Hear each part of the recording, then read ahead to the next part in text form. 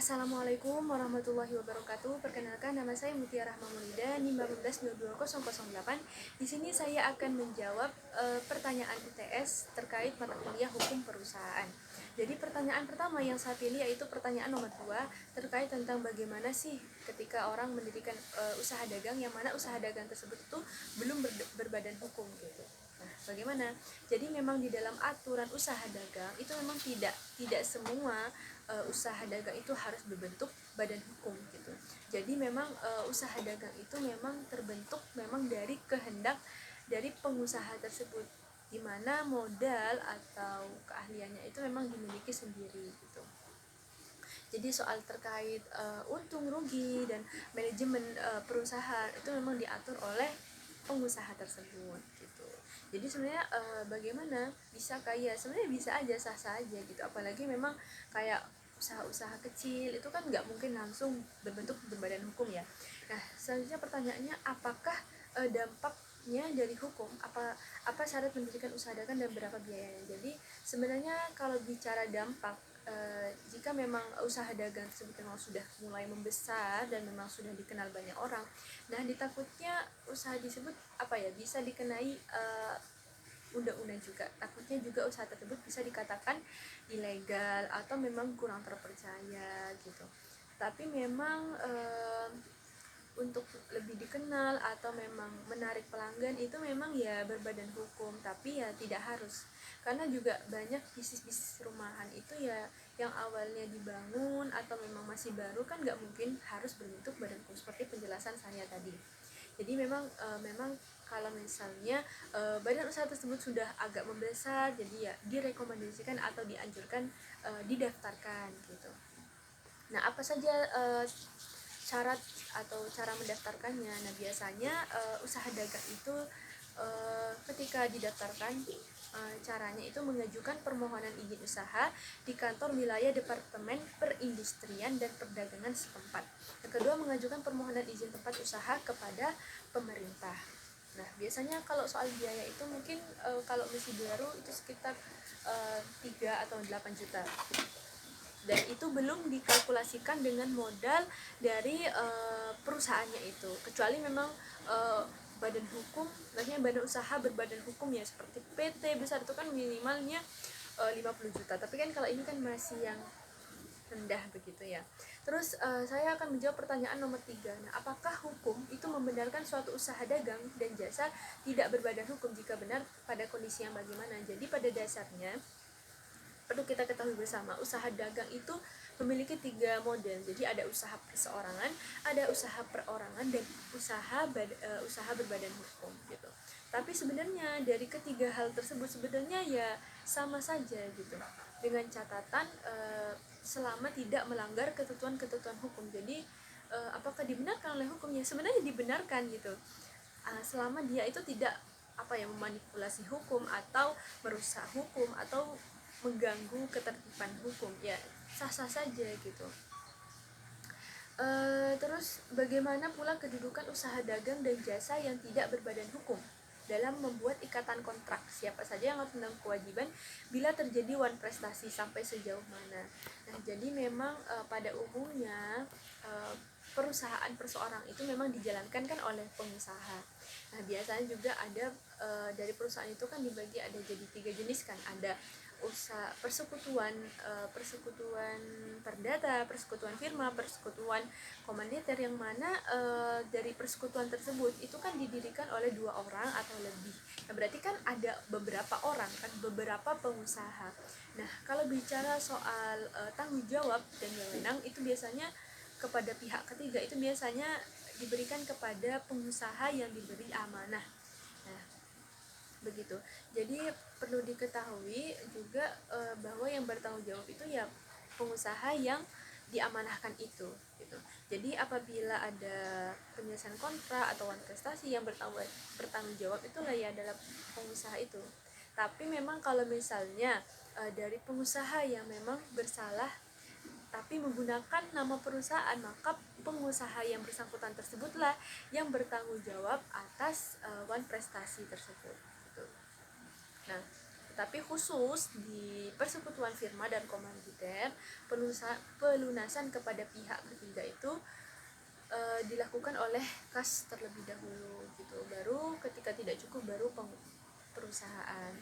Nah eh, kalau yang tadi perusahaan persekutuan perdata itu kan memang tanggung jawab atau misalnya ada manfaat itu kan renteng, dikecualikan jika ada pengusaha yang memang bersalah. Nah, tapi kalau di dalam firma dan komanditer itu pertama itu menggunakan nama perusahaan itu, artinya uang perusahaan dulu, baru memang kalau tidak cukup baru dia itu menggunakan kekayaan pribadi dari personal pengusahanya itu. Selanjutnya saya akan menjawab pertanyaan nomor 6. Jadi ini pertanyaan ketiga yang saya jawab, yaitu apakah CV itu? Jadi CV itu sebenarnya persekutuan atau kerjasama yang didirikan seseorang yang mempercayakan uangnya atau barangnya kepada pihak lain. Intinya gini, saya itu mempercayakan pihak lain untuk menjalankan suatu usaha. Nah gitu. Nah, orang yang menjalankannya ini, orang yang saya berikan tanggung jawab ini, itu menjadi pemimpin dari CV itu tersebut. Nah, bagaimana?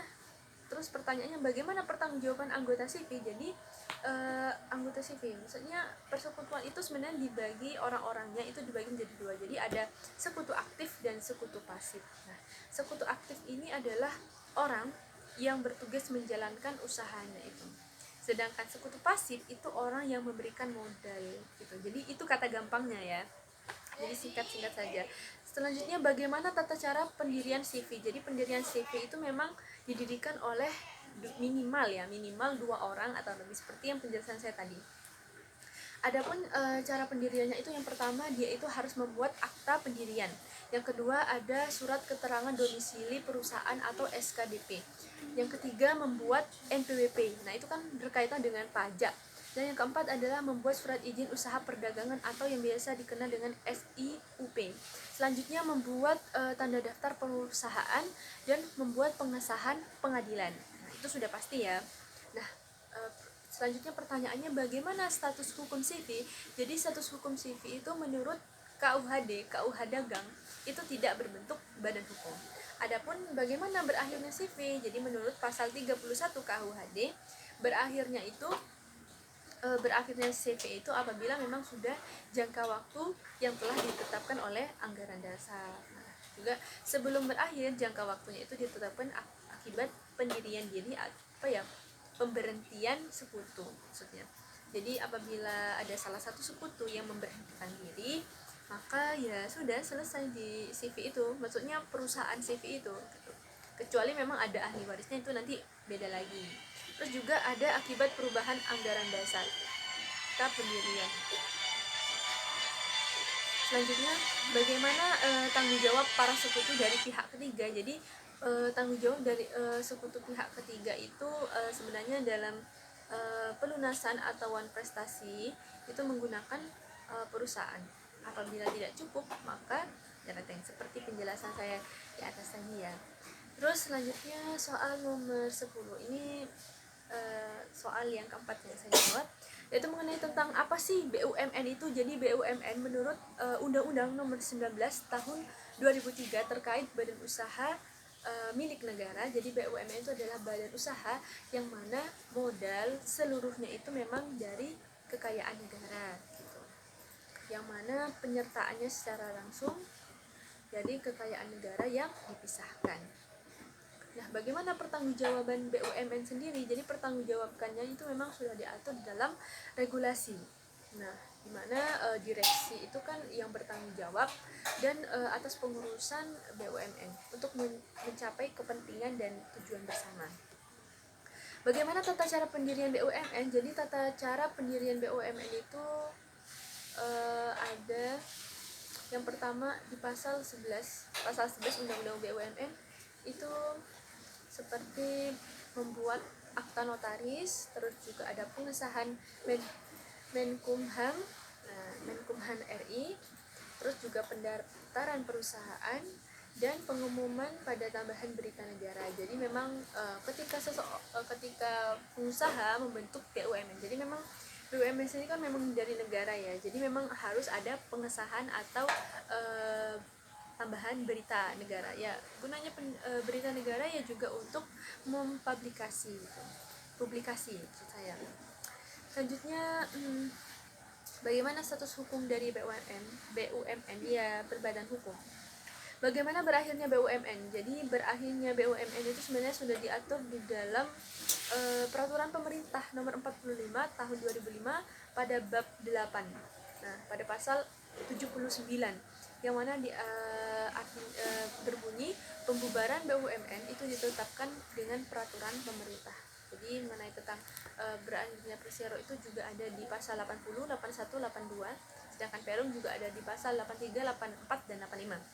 Nah, siapa sih pemegang kekuasaan tertinggi dari BUMN? Jadi pemegang kekuasaan tertingginya itu adalah RUPS, jadi Rapat Umum Pemegang Saham.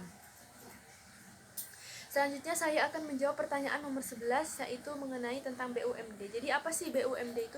Jadi BUMD menurut Undang-Undang Nomor 23 Tahun 2014, BUMD itu adalah badan usaha yang sebagian besarnya atau sebagian besar sahamnya itu dimiliki oleh pemerintah daerah yang dipisahkan dari kekayaan daerah. Jadi memang dia itu memang punya pemerintah daerah, tapi kekayaannya itu memang dipisahkan dari kekayaan daerah. Nah, bagaimana pertanggungjawaban BUMD? Jadi pertanggungjawab BUMD itu memang didirikannya ya memang untuk tujuan atau manfaat dari perekonomian daerah tersebut. Jadi bagaimana tata cara pendirian BUMD? Jadi menurut pasal 41 ayat 5 Undang-Undang Nomor 1 Tahun 2004 itu tentang pendiriannya itu ada ditetapkan oleh peraturan daerah. Jadi undang-undang ini tidak menjelaskan tentang pendirian hanya penyertaan modal. Jadi memang di bagian penyertaan modalnya saja yang diatur ya. Terus bagaimana status hukum BUMD? Jadi status hukum BUMD itu ada yang berbentuk Perumda dan ada juga yang berbentuk Perseroda ya. Jadi Perumda perusahaan umum daerah dan Perseroda perusahaan perseroan daerah. Oke. Selanjutnya bagaimana berakhirnya BUMD? Jadi berakhirnya BUMD itu sebenarnya pembubarannya sudah diatur di dalam peraturan daerah pasal 29 Undang-Undang Nomor 5 Tahun 1962. Terus siapa pemegang kekuasaan saham tertinggi dari BUMD? Jadi pemegang kekuasaan saham tertingginya itu kalau Perumda itu ada KPM, kalau Perseroda itu adalah kekuasaan tertingginya adalah RUPS. Sekian dari saya. Wassalamualaikum warahmatullahi wabarakatuh.